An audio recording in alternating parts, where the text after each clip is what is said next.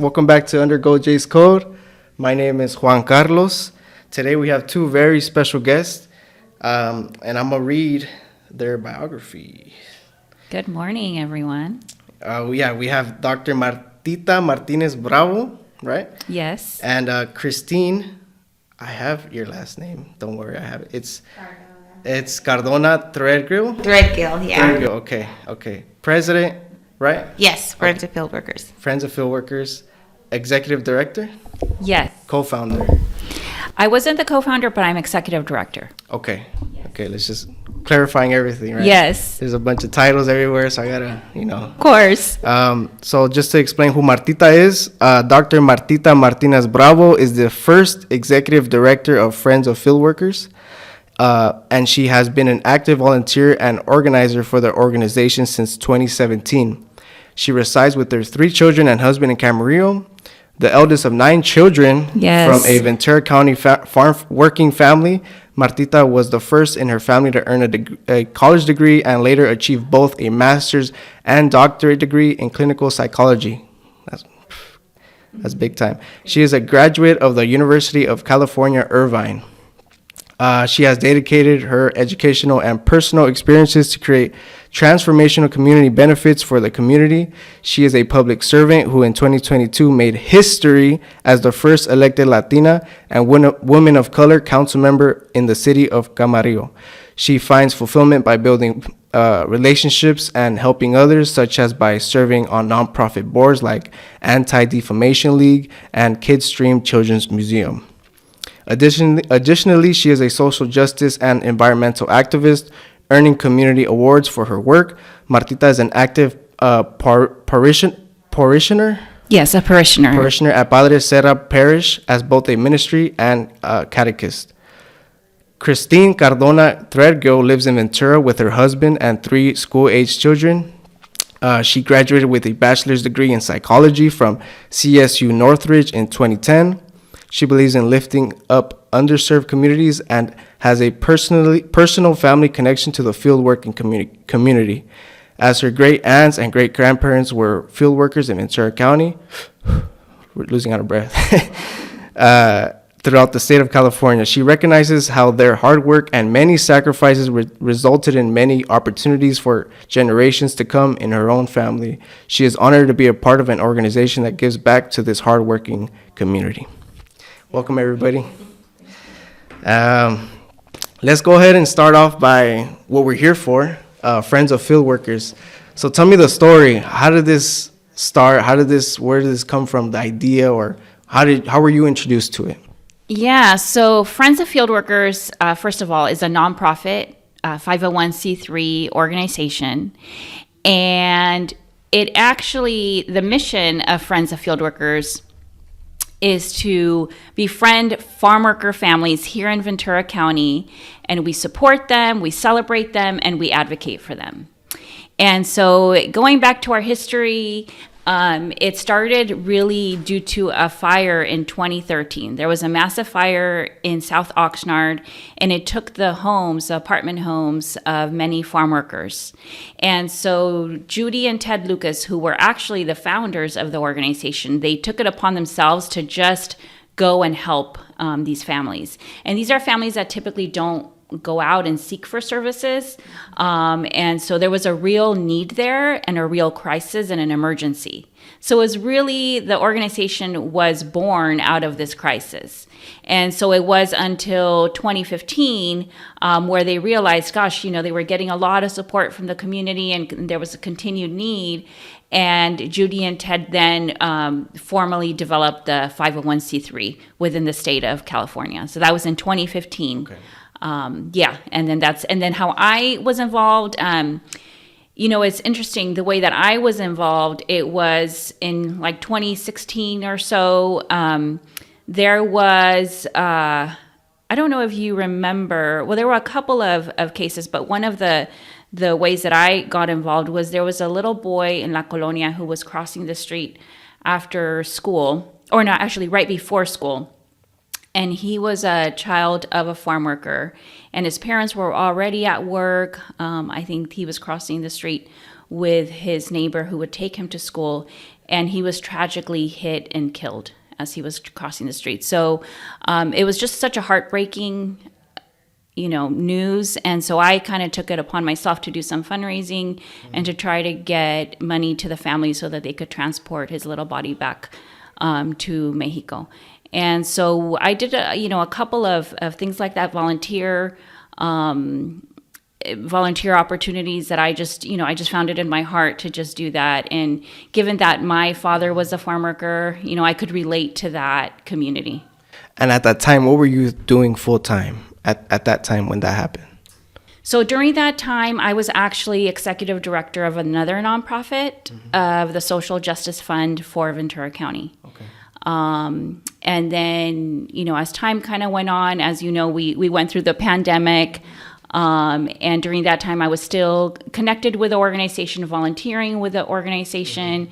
In fact, when the pandemic hit, many, farm workers, they were like, they were first in line, right? So they had to go to work. Children were at home. And because it was the pandemic, they couldn't go outside and play. Like, it was just a very scary time. Right. And so children were bored. And we did have the situation where older children were taking care of the younger children. And so we asked the families, like, okay, what do you need right now? And the kids were just saying, well, we're just bored. We're here at home and we're just bored. And so we took it upon ourselves, or I took it upon myself to lead a Lego drive. And so I collected new Legos, used Legos, all the used Legos. We were like frantically washing everything to make sure everything was sanitized. We purchased boxes and organized, all these Legos inside the boxes. And, long story short, my garage became like Legoland because it was filled with boxes, and we were able to distribute them to our children. Right.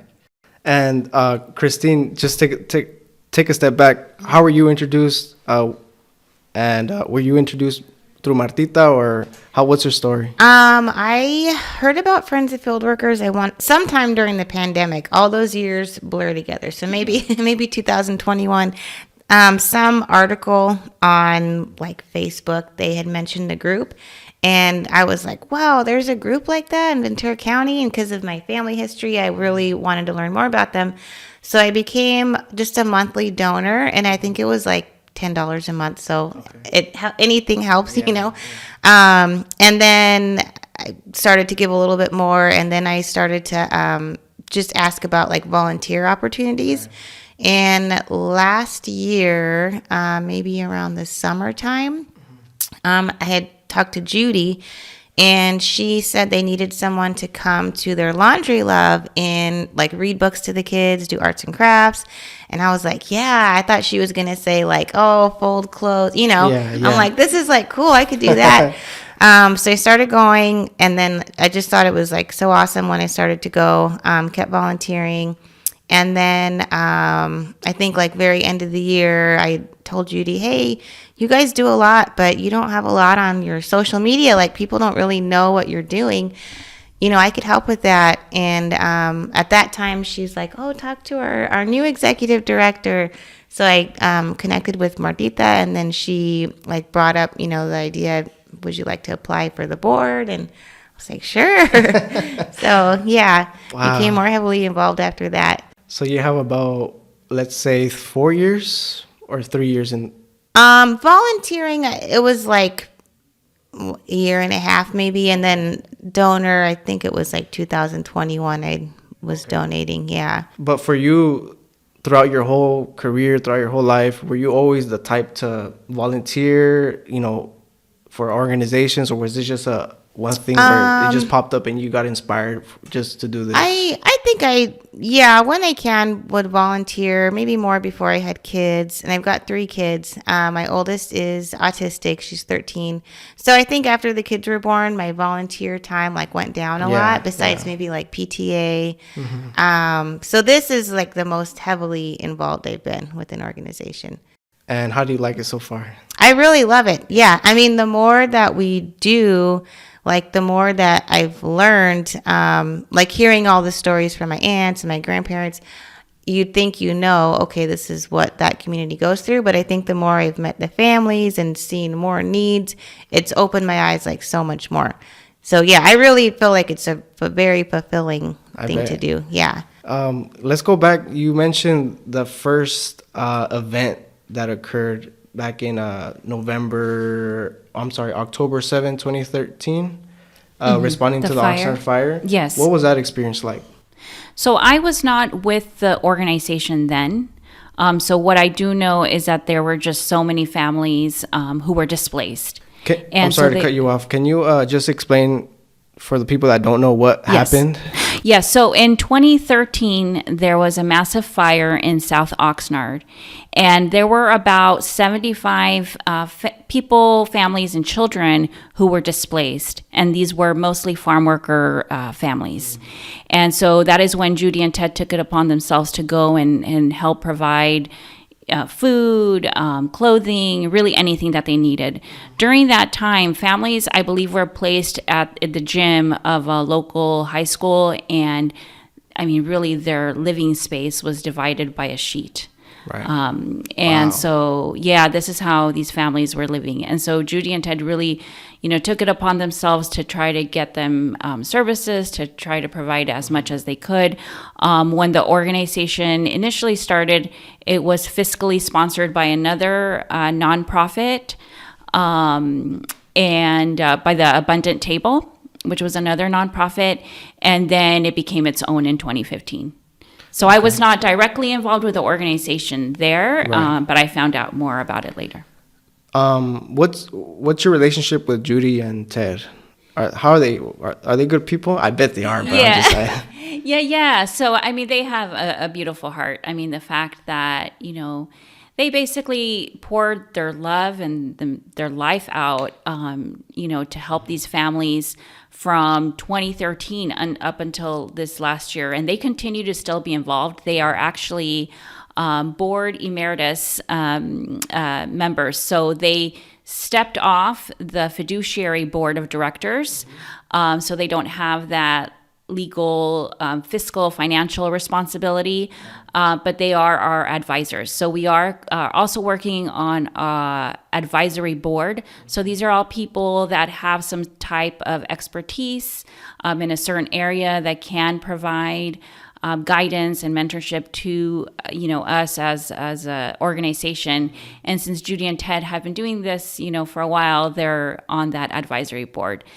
So I mean, they were really working full-time and overtime, as volunteers, just to give to the organization and get it to where it was at.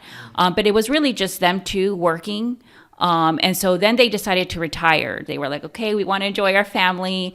They decided to retire this year. And so, I think they were out in Europe for a couple of weeks this year, celebrating their anniversary. So they're enjoying their retirement. And then, when I came on, like my job was really to help create a board of directors. So it was like to build a board of directors, to help train the board. It's really awesome because every single person on the current board of directors, no one had ever sat on a nonprofit before. And the majority are Latinas. We just happen to be all women. Really, it's not just Completely, it's just it just just a happened, right? coincidence. Yeah. So, I mean, they have so many skills. And when you look statistically in the state of California and really throughout the nation, but if we're just looking at the state of California, there is such a disparity in having Latinos sit on nonprofit boards. There just isn't enough in comparison to the population, right? And so, I mean, we see those disparities in every system, really. I mean, even in, we're talking about, my background is clinical psychology, right? And it's only 4% of clinical psychologists are Black and only 5% are Latinos. And so within the nonprofit sector, you see, those trends as well. So I am super proud of our board of directors. They have worked really hard. Although they've never sat on a board before, we actually received a grant through the Center for Nonprofit Leadership at Cal Lutheran, and we were able to receive training. We attended their Board Leadership Institute, which was over a series of a couple of months where we received this training, and it's related to really how a nonprofit runs. That's good to know, because I think most people don't really have an idea of how a nonprofit works. You know, they kind of just think, oh, you know what, just show up here. Nobody's getting paid. You know, we would appreciate your volunteering. Nobody really gets trained, right? Right. That's what people think, Yes. you know? Yeah. So it's good to know that, you know, these sort of steps do happen in an organization. That's I guess a good, what's the word? It's just good. I guess it's just good, you know, that's there's training involved, you know. Well, and just to clarify, that there isn't always, like, we took it upon ourselves, and thanks to the Center for Nonprofit, we had that training. But I think there's a lot of nonprofits out there where, you know, they probably are not. Oh, so this is what you guys want. Like, it's not like, oh, every nonprofit is doing this. Right. I mean, it's a lot of required. nonprofits were on that training with us too. Yeah, but I mean, it's not like a requirement. It's just, I think, a really good thing that we did. Yeah. Martita led. So you could hold on to the mic. So as a president, what's like your day-to-day? What does it look like? What does it look like in a day for you? This time of year has been like crazy. I'd say maybe earlier on, it wouldn't take up as much time. Like the goal was, you know, a couple of hours, a week maybe, but because we're doing our adopt a family program and, so many other things, just like so many, new partnerships coming up, like different donors and sponsors. I feel like, yeah, it's been like a job. And even my kids are like, what are you doing, Friends of Field Workers? And I mean, but like last night we had our laundry program, and I brought my sons because I'm like, you guys can help me, you know, help with the arts and crafts and stuff. But it's been taking a lot. Like, of course, my family is first, but let's say I get the kids to school, I might like start checking my emails. With the adoptive family, we ended up having over 100 families get adopted. Wow. Yeah, and which is awesome. But that means 100 families, like you need to have volunteers call every single family, find out like the kids' names, the ages, what do they want for Christmas, what clothing size do they wear, what shoe size, you know. And then we need to reach out to every single sponsor, give them that list, find out, hey, can you bring your presents on this day? So just organizing all of that, has been behind everybody. Like, hey, can you do this? Yeah. We have a lot of family in Tijuana, and they do sort of the same thing where you adopt a kid. Okay. Yeah. You know, a lot of these kids over there, they're foster kids. They don't have families. A lot of their family is who knows where. So every year we donate a bunch of gifts to them. Yeah. They awesome. send us their Christmas list to Santa. Yeah. And it's really cool because like they write it themselves. They're like, some kids are like, hey, I want a car, or I want we have a kid, he's like, I believe he's 13. And he's asking for a car. He's asking for, what's the other thing? I think it was a guitar. Oh, yeah. Cool. Yeah, so I think what you guys are doing is amazing. Oh, thank you. I love to see it. How does it work here, though? Like, when you adopt, we can talk about all the programs. We could start with Adopt a Family. How do you go about starting, reaching out, or how does it start? It's like the first year we've ever officially done it. Oh, really? So it was just a matter, like I was looking at other, you know, groups. How do they do it? How do they organize it? We, like, when I was a teenager, my family, we would do that, like Adopt a Family. So I just try to think back, how did they run it? You know, we had a committee meeting to decide, okay, what's the minimum you got to spend? What's the maximum? Should it be kids only, kids and adult, you know? So we just kind of planned it out, like what we were going to say. We did like $30 minimum, $60 maximum per person. We asked, please include the parents too, not just the kids. Even though a lot of parents are like, no, just get for the kids. And we're like, well, how about like a grocery store gift card, or like nice. a blanket, you know? So yeah, let's see. We had people just sign up on our website. All those emails would come in and we have to like sort through them, organize them. And then we just had volunteers call each family and just ask them, hey, what do you guys need? We ended up, because we had so many spots open, we ended up working with some schools. So like the Rio School District in Santa Paula, there's a migrant education program. So we got some families from them as well. I'm trying to think of so we have all the families adopted, right? All that's right. done. We have like a couple of different distribution things that are going to happen. So Friday, December 15th, there's a pretty big one at the Rio Real Elementary. Okay. A lot of the families are going to come there, pick up their gifts. We're asking the sponsors, bring your gifts early, and then volunteers are going to set up. We have like a girl who's going to do like balloon backdrops for us. Yeah, we have an insurance company bringing Santa Claus. They're bringing a bunch of extra toys. People are bringing dessert. So that's going to be like a big event. And then the next day, we're taking some stuff to the school in Santa Paula. Sunday, big donor, Riders affiliated. Is that that's a Grower. Mm-hmm. Right, They're right. growers, yeah. They took 22 families, and the families are big. I mean, there's Right. like 6, 7, 8 people. So they took per 20 family? Yeah. So they took 22 families. They are gonna distribute theirs on Sunday, and then our last one will be Tuesday the 19th in Santa Paula. The Santa Paula Art Museum is letting us host it there, which is really cool. That's amazing. Yeah. Where do you see? Do you see more so? Do you find yourself more in Santa Paula or more here in Oxnard, or is it just? It's for sure been Oxnard. That was like where it had started. A lot of programming all in Oxnard.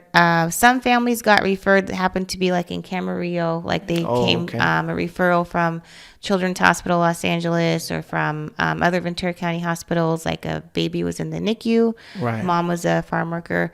But we have expanded for the adopted family to Santa Paula. And then we are talking with some business owners there about trying to start laundry programs there too. Because we have 2 laundry services in Oxnard, 2 locations. And then we want to do a Santa Paula also. What are the locations? One is South Oxnard, and then the other is like El Rio area. Okay. Yeah. Let's get into the programs. I want to. So you touched a little bit on Laundry Love. You touched a little about the Adopt a Family. There's 2 more, right? Scholarships. Yeah, scholarships is a big one. Emergency funds. Yes, That's and another emergency program. funds. Yes. So I don't know which one you need me to go into Laundry Love a little. Yeah, sure, Okay. sure. Okay. So Laundry Love, it's 2 locations right now in Oxnard. We do 30 families each location every month, and that's the whole family. So the parents will come, bring all of their laundry. Laundry Love, we partner with them. They're a national nonprofit also. And by partnering with them, they have a partnership with Earth Breeze. It's eco-friendly soap. It's like sheets, so it's not coming in the plastic container. I see. Yeah, so they actually send that for free. Wow. Yeah, so we're able to, when a family comes, give them their soap.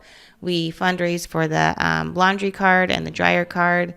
And when they're there doing their laundry, we have our children's program. So that's where I started volunteering. So the kids are always excited, like, what do you guys have this month? It's sometimes just like arts and crafts, but a lot of times we'll have a theme. So last night, some ladies came from the Lions Club, Amber's Light Lions in Santa Paula. Not Santa Paula, Camarillo. Edit that now. And they brought arts and crafts for the kids. They brought so many like cookies, brownies. We were going around the laundromat. Please take a cookie, take a brownie. And other volunteers too. They'll just, I have something planned for this month, and I'm like, great, go ahead and bring it. Tons of books every month. We had people come, some from a school in Somas. they had done a donation drive last month, so they wanted to come this month, and they were like reading books with the kids, doing arts and crafts with the kids. So the kids really love that. And then there's distributions a lot of times at the laundromat. We have a partnership with Food Share now. So we're able to give out food share boxes to the families there as well. And like, perfect example, last month we had, I don't know how many like boxes and boxes, brand new socks for adults and kids, deodorant, shampoo, toothpaste, toothbrush, and that came from the donation drive at that school in Somas. And those are like very high need items. Like people, they know we're giving them out, and like they line up right away. Like kids, teenagers, adults, all of them. So that's, I mean, we always say it's not just laundry. Like, of course, the families come to do their laundry, but so much more happens there. I love that you brought that up because one of the things I wanted to ask was I'm sure they don't just show up. I'm sure there's interaction. You guys are talking to each other. Yeah. I'm sure they need emotional support as well. Yeah. Is that another big thing where I guess you guys try to focus on, or is it just so whoever needs it can ask for it? For the laundry. No, I'm just talking emotionally, Oh, you know, like, hey, support. like. Yeah, you know, so that's kind of, someone had brought that up recently, like, well, what makes us different? Like, we could just, like, give out money, right? Here, Right. go do your laundry. Yeah. But I think that was, like, a big thing for Judy, the founder, where it's in our mission, like, we befriend these families. And I think the difference, too, is, like, sure, you could just be like, here's money, go do your laundry. But the difference is us being like, oh, you are, like, very important. Like, what you do is important. Like, we appreciate you. We welcome you. And I think that does make a big difference, especially, like, the families that we'll see come back each month. They'll be like, hey, how are you? You know, and the kids, too, like, remember us. And like, perfect example, how Martita mentioned Judy, they were out of the country for a few months. She came back for the first time to Laundry Love, and it was just so sweet. Like, when the families like saw her come back, really? they were like, oh my gosh, there were so many like hugs and like kids running after her. So it's definitely more than just like, here, do your laundry. It's like befriending these families too. That's good. That's good to know. How about the scholarships? How does that work? Do you want it? Yeah. Sure. So just to backtrack a little bit in terms of just understanding, you know, how many farm workers are there in Ventura County, you know, those that we serve, those that are referred to us. So there are about 42,000 farm workers in Ventura County, contributing to the over $2 billion economy for the county. And the impact is not only local, it is statewide, it's countrywide, it's worldwide, because there are agricultural foods that are shipped, you know, to all places of the world. And so farm workers play a very important role. Now, farm workers in general, they tend to, you know, struggle financially.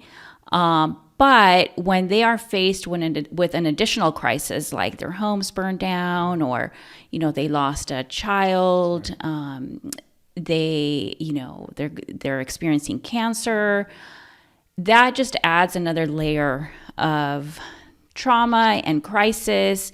And so these are typically the families that are referred to us. So we are a smaller nonprofit. Obviously, everybody on the board, they're all volunteers. I'm the only staff member as executive director. So it's one of those EDE, like everybody does everything, because there is just so much to do, so much to serve. But those that typically are referred to us have been undergoing a significant crisis or trauma, or are just going through a really hard time. And they just need like an emergency boost. So then that goes into why we also developed, we were very thoughtful this year about looking at our programs and saying, okay, which ones would be the most helpful for our farm workers? And it wasn't just something that the board decided, like we as a team decided to do, to ask our farm workers, okay, you know, which program, what would be the most helpful to you? And so what they really prioritized was Laundry Love. Like, really? That was their number one. The fact that we could provide dignity, through clean clothes and through the building of those relationships, because yes, a lot of this is we're building relationships. As Christine mentioned, you form very close bonds with these families, and they are really so grateful. And even the types of things that they were writing on their Christmas lists, it wasn't like, oh, I need this big thing. It was like laundry soap, or rice, beans, blankets, jackets. So it was very much like things that you need, like you just really need, more than just like a luxury. And so that's just to give you some background in terms of, who we serve and how we go about it. This year especially, we had an increase of referrals from Children's Hospital. There was an increase we saw this year of farm worker mothers who were delivering their babies preterm, and then their babies had complications, and they were at the Children's Hospital. And it was all happening, like there was just so much happening this year because there were all so there was just so much happening this year, because there were the not the floods, but the storms. And so many farm workers just couldn't even work, or they had a limited amount of work.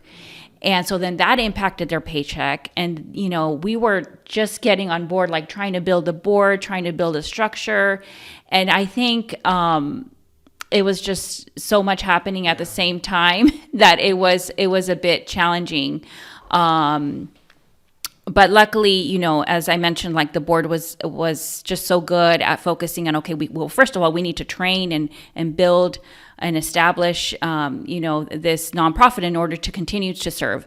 And so with all that being said, one of the programs that we have is an emergency fund.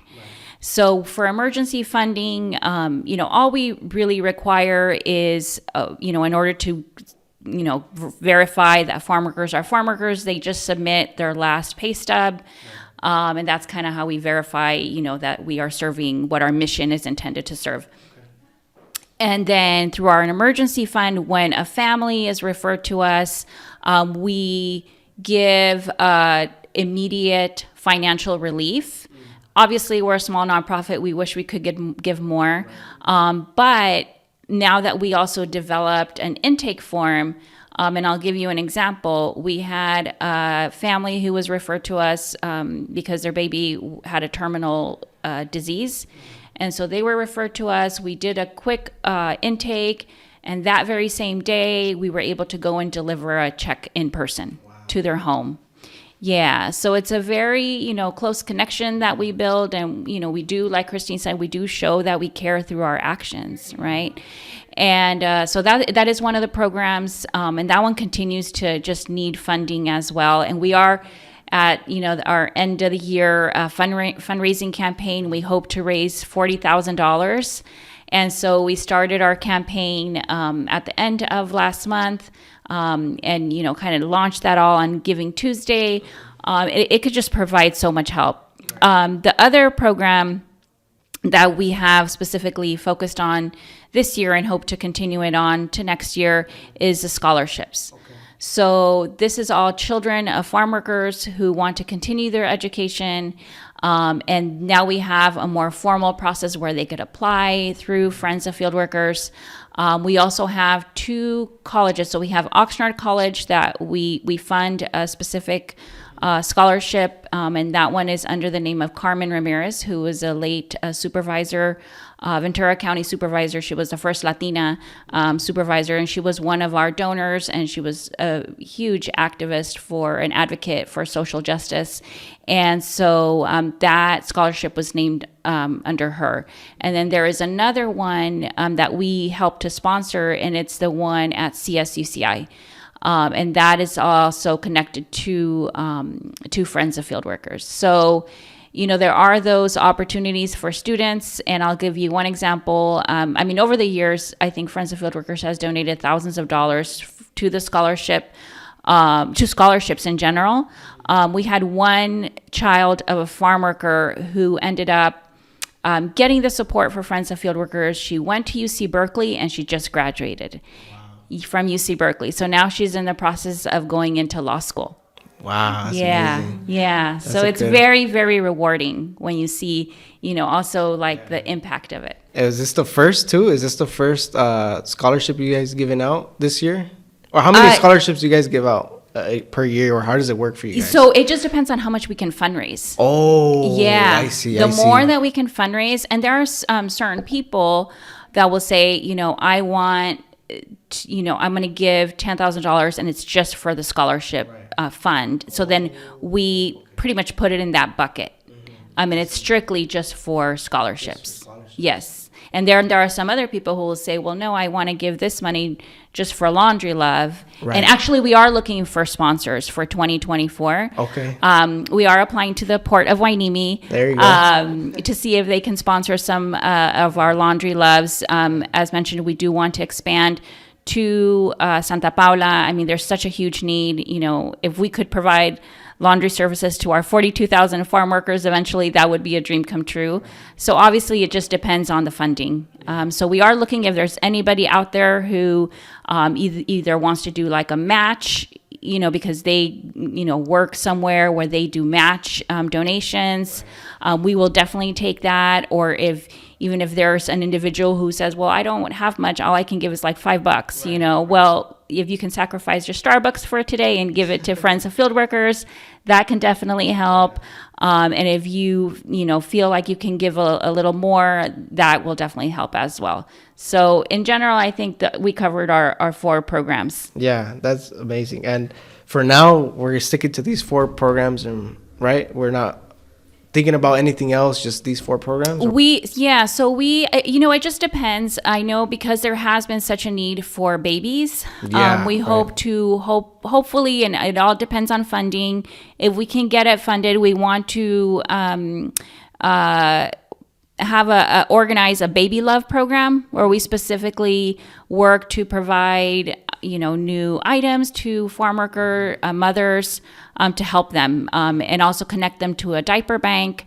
A lot of what we do is, again, it's very relationship focused. So it's about who you know, right? Right. And so this year, we were able to form some really, really good partnerships. So the Conejo community program, they're a diaper bank. We formed a relationship and a partnership and an official MOU with Food Share. So now we collect farm worker food boxes, as mentioned. We have the partnership with the Center for Nonprofit Leadership for the continuation of training for us. We had a partnership with LA Rams. The LA Rams, not taking any sides, but they were very, very generous. And in fact, they sponsored one of our Laundry Loves for Cesar Chavez Day. They actually also, we went out to a farm and we provided a lunch, and they funded that, provided lunches to the farm workers out on the fields. So we actually went on the fields. It was right like when it was all the storms, and so there was like mud everywhere.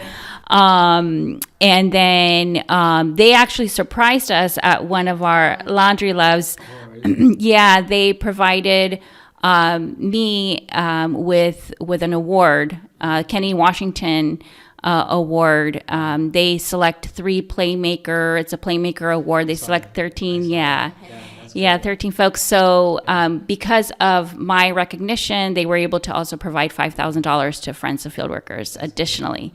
So we do form a lot of partnerships even during Thanksgiving. We and also for Christmas, we're partnering up with D2 Giving.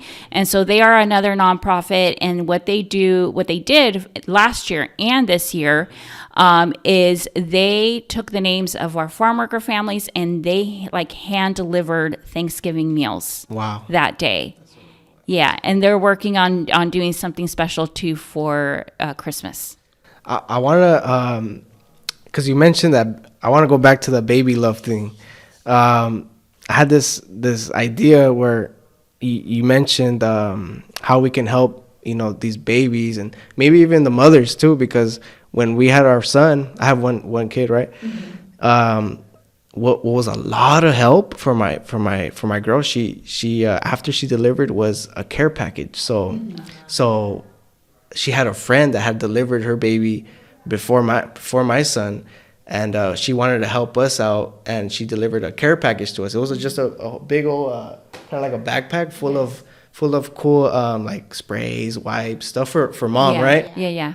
And that, like, we had no idea. It was our first kid. We didn't know what could be helpful. So just having that, like, helped the experience out 100 times, like, better. Yeah, I mean, I'm so That would glad be a to good hear. idea. So glad to hear that it was helpful, and that is something that we envision. And as a matter of fact, we wrote a grant to the Rebozo Festival. So if there's anybody out there that's connected with the Rebozo Festival, and you can nudge them, and we did put in a grant request, and it was specifically to mostly help fund our Baby Love program. And if we could get that funded, that's exactly what we would be offering That would be to really cool. these mothers That would and be really cool. parents. Yeah. Yeah. That'd be nice. Okay. So we talked a little bit about the programs, holiday programs we touched on, end of the year campaign. How were you guys at right now? If you guys don't mind me asking. No, everything's. Oh, like how much we've raised? Okay, I checked this morning. Well, because I've been trying to, boost like social media. Here's where we are, this much percent. So, okay, I want to say we're almost 9,000. Okay. And our goal is 40. Yeah. So we have till the end of the year. Giving Tuesday is like the big day. Like every nonprofit's like, please give to us today. So, we had released a video that featured a farm worker and farm workers' children, just to show like our programs, what we do. And we also sent out a mailing letter, mail that would go to our past donors. So thankfully, I mean, we're like 25% there, right? Yeah. So that's good though. That's good. Yeah. 9,000, that's big time. Yeah. What can somebody do right now to, how do they donate? Do they just go straight to the website? The website's a great place to donate. When you do it online, you automatically get an email back that says, thank you for your donation. And if you're like wanting to use it for your taxes, I think the email should have our tax ID on it and everything. But they could also write a check. Our PO box is on the website. I don't want to get it wrong. Well, the website is www.friendsoffieldworkers.org, and they can donate there. The P.O. box, I'm pretty sure, is 7863. Double check on the website, though. It's P.O. box. It's in Ventura. Okay. So, yeah, a lot of people, they prefer to send in a check or give online. Those are both great ways. And even, like we said, if you give $5, $10, like I started just giving $10 because I'm like, let me see, It adds up. It adds up. And it's a lot of help. It really, really, really does. And yeah, because that's just our plan. Like January, we could say, what did we raise and what can we do this year? Like how many laundry loves? And I mean, I think it's important to note, since the new board has been formed, we've doubled the families that can fit in our laundry love program. Right. And yes, P.O. Box 7863 Ventura, 93006 for the zip code. Yeah. So what's the plan for 2024? Do you guys just put numbers up where, like, okay, look, we want to reach this number by this time, or we want to reach this many families by this time? How do you guys structure it? Do you guys go by year, or how does it work? Yeah, so now that we structured our programs, we definitely want to continue to meet the needs of the families that we're serving and then continue to expand. So again, it just depends on the funding, right? So if there's a generous donor who says, hey, I want to give $50,000 to scholarships or just to programs in and of itself, right? Like that is a huge relief because it can provide these direct services. So our main goal this year, was, okay, build the board, build the foundation, get training. And we did do fundraising. As soon as I got on, that was the very first thing that I did. We did fundraising. We ended up having another fire in South Oxnard in a different location. A lot of the apartments and dwellings where our farm workers live, they're not necessarily up to code. Right. And so that was, I believe, an electrical fire. We don't have the bandwidth to, hire attorneys, and that's not what we do, but there is that need as well. And so because there are these, continuous issues with housing is definitely an issue. There are other nonprofits that, it's, a housing crisis, right? Not just for farm workers, but for everyone. And so in terms of our goals for 2024, yes, it's definitely to right now fundraise, because as I say in Spanish, con dinero baila el perro, right? Like you need the money in order to continue to do the work. Right. That is the reality of it. Okay. And so promote. Yeah. So if people, so that's why we're here. We're trying to, get the word out about, who the organization is and the impact that you can make. Again, sometimes it's just $5, $10 that you can give, and it can make a huge impact, especially for a small nonprofit. People can go to friendsoffieldworkers.org. That's friendsoffieldworkers.org. And when you hop on, there's the sweetest little video that we created this year as part of our marketing. And it's a video that includes our farm worker children. And it's the sweetest thing. Yeah. So the song just hits like different. Yes. It's just like, man, it hits home. Yeah. Who made the video, if you don't mind me asking? Because they did a good job. Yeah, they so did a really Oscar, good job. I'll get you the last name. So Oscar did the video, and then the song was actually produced by the husband of one of our board directors. Wow. So his name is Michael Henze. They did a good job. And and he donated his. So again, it's all part of the giving, right? So he donated and gave the rights to utilize the song. Yeah. That's amazing. And then Oscar, he just gave us a huge discount. Do you have the last name? Yeah, I'm looking it up. And for Michael's song, it is on iTunes too. Oh, really? Wonderful. It's really cool. Let me see here. I'm just trying to find with his email. Yeah, we want to give the exact, the correct last name. Last name.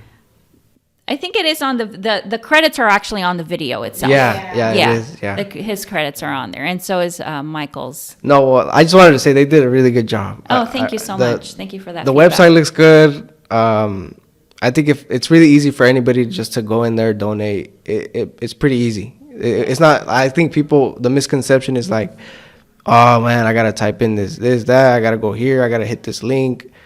I think people kind of get lazy in a way, and they just don't want to go through the whole process. But with you guys, it's pretty easy. I went through the whole thing. Yeah, it's easy. Yeah. Just to hit donate. Come on, guys, it's $5. It's a coffee, man. Yes. And it comes a long way, Yeah, and if you put it in a perspective, so for one family a month, for Laundry Love, it's about $40. So for $40, and that's just to, for them to go in one time to do their laundry. It's such a basic need. Yeah, $40 can go a long way. And it's crazy how because you mentioned that the number one thing that they wanted was Laundry Love. Yes. I think it was crazy. I was expecting something else, maybe because maybe a brand new car or something, Yeah. It's insane how important that is to them, Yeah, that is the number one program that they requested. Yes. Yeah. And so we made that a priority. Yes. Yeah, and I'll pass it back to you, Christine, if you want to think about it. But so as a nonprofit, we are the community's organization, right? And so I think that we have done our due diligence to share our time and to, take our time to get training, to really do the best that we can do as a board and myself as executive director to serve our community. And so I think that's a big part of it. We're very, very responsible in that sense as well. And then, I think there are many different ways that you can be a part of Friends of Field Workers, whether you're a donor, which we touched on, or maybe you want to be a volunteer. You can go to our website and become a volunteer too. You can also, if there is like something that you do really well, that you're like, oh, I want to give my time. Maybe you're very good with social media, or you're very good with marketing. Those are kind of like some of the needs that we have. And so if you can give your time in that way, or maybe you're an attorney, a nonprofit attorney, and you're like, okay, well, I can actually provide these services, in-kind donations, or just have some other expertise, or you want to volunteer your time, that's another way that you can be a part of the organization. So it really takes a village, it really takes an entire community to continue the work for the community. How big is the team right now? What's the number? Our board of directors, I believe 8 board of directors right now. And then we do have several people joining the advisory board. And we do, like, our volunteer base has really grown with the volunteer form online. A lot of people have filled it out. I think some of the challenge is just like our laundry love, for example. It's during the week. Earlier is better, like maybe 4 or 5 o'clock. So a lot of people are like, oh, I'm working, then I can't come, Yeah. So, we do have a growing volunteer base, but there's just so much I don't think people realize that you need volunteers for. Like, number one, of course, we need the funding, or we just can't, we can't expand or keep doing the programs. But even if, like, we win the lotto tomorrow, like, we still need people, who's going to go to the laundromat and, like, set up the books and prepay all the laundry cards. And, it takes a lot of time, a lot of work. So that is a very huge one. Volunteers that can come, like, during our programming, do the heavy lifting and consistently be there, part of the program. And what was the other? Oh, and like building an advisory board, or maybe somebody who's gets involved for like a long time and then decides, I want to apply to be on the board. That's a great thing too, because like Martita mentioned, there's not enough representation, I think, across most board of directors. Ours, like, we're very proud that we represent the community that we serve. So I think that's a big part of it. Number one, funding, but number two, like, dedicated volunteers that can come and give their time, and just expanding our board of what you guys got going on, it's amazing. I'm happy to volunteer. I'm happy to donate. Like, it's really it's amazing to see what you guys got going on. Thank you. Let's see. Okay, go ahead. No, and if I can add, just your generosity and your time in doing this, like, this amplifies the mission. So you're already a part of Friends of Field Workers One, whether you know it or not. So no, thank you. This is our first podcast. Is it really? It is. Well, yeah. Not really. You guys were on We Mambo, just started. Right? We were on DJ Mambo, like the radio show. And this is like our first like official podcast. That's right. So, but we were on DJ Mambo. He was so nice and so generous. And I think for him too, like, there's that connection with his family, the farm working family, that we all kind of like, our hearts just like, it pulls at our hearts, right? So he was very generous for with his time as well. And we are so thankful that you are allowing us to do this. Yeah. So we're very, very grateful. Thank you. Of course. I was explaining to you, the whole idea of the podcast is just to share a little bit of value, some educational ideas. Maybe somebody out there can get inspired and whatever guest, doesn't matter who I bring on. Well, it does kind of, because any guest that I bring on is I want there to be value, for the audience. That's something I wish I had growing up, just hearing these different ideas, these stories, and just getting a little bit more inspired. Sure. So I'm really glad you guys came out here. It's very, very. I'm very grateful for it. Thank you guys. Thank you so much. Yeah. Thank you so much for having us. Well, I think that's it for us. But thank you guys. This is Juan Carlos, undergo Jay's Code. Thank you, guys. Thank you.